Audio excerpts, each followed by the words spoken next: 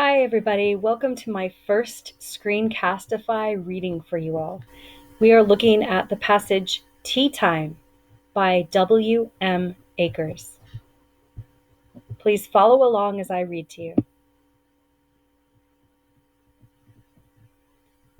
Honey, Robbie's mother called from upstairs. If you're making tea, can you make me some? Robbie wasn't making tea, and he suspected his mother knew that. She had just brought him home from school, and tea was the last thing on his mind. She should have realized that he wanted to pull off his shoes, flop down onto the couch, and stare at the ceiling until he drifted off into his afternoon nap. The last thing he wanted was to be hustling around the kitchen, fiddling with spoons and teapots and fussy little bags of tea. Making tea was the opposite of a nap, and after a long day at school, Robbie knew there was nothing that would make him happier than a nice little nap. But he also knew when his mother said, "If you're making tea," it wasn't a question, it was a command. "If you're making tea, can you make me some?" meant, "Hey, Robbie, why don't you make us some tea already?" Robbie knew the code. And so he hauled himself off the sofa, rubbed his bleary eyes, and started to fix tea.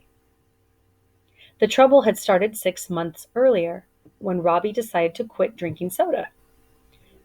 "The dentist says it's rotting my teeth," he told his mother. "He says that if I quit, I might not get any more cavities. I can't stand the thought of getting any more cavities." "Who needs soda anyway? It rots your teeth and makes you burp, and it tastes like a melted popsicle. I think you should try drinking tea." "Tea? Like proper old English ladies drink? Do I look like a proper old English lady?" Robbie shook his head.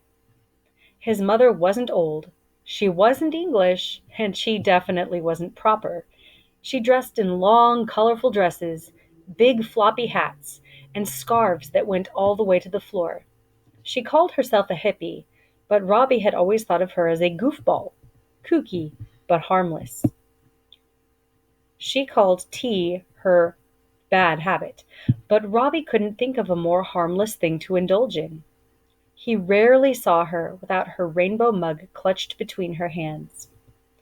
When she had too much tea and began to feel jittery, she would switch to one of her herbal teas, jasmine or chamomile, mixed berry or lemon zinger.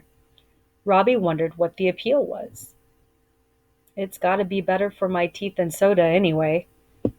And so he tried tea, and he liked it. He liked green tea and black tea, white tea and herbal tea.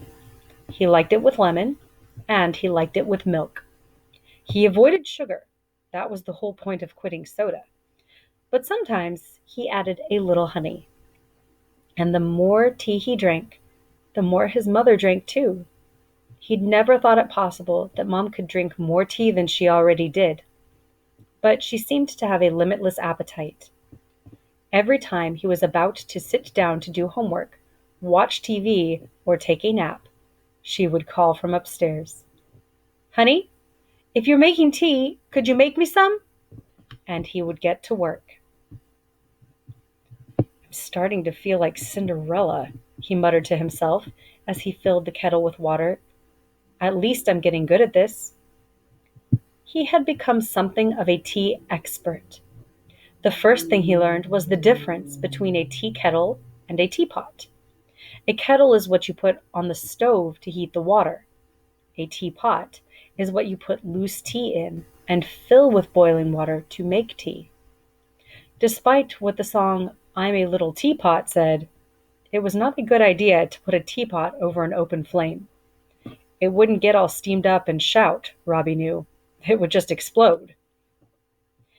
When the water boiled, Robbie poured a little into the teapot.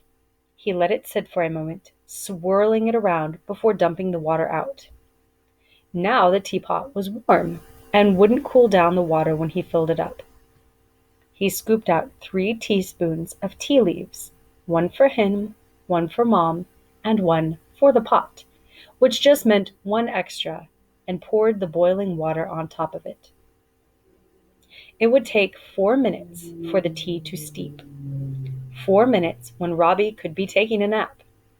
4 minutes when, boy, his eyes were getting heavy. His arms were moving slowly.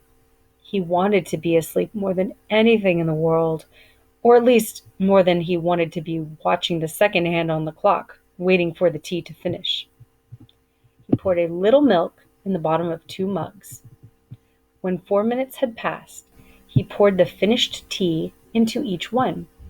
The color of the tea was just right, a pale brown, which told him he had put in just the right amount of milk. He clomped up the stairs, a mug in one hand, and set it down beside his mother. "Thanks, sweetheart," she said. He left silently. It was nice to be thanked, but a nap would have been better. He flopped back down onto the couch, shut his eyes, and opened them again. His mug of tea was on the counter, a wisp of steam rising from it, catching the late afternoon light. He took a careful sip. It was a perfect cup. Maybe he would skip the nap today.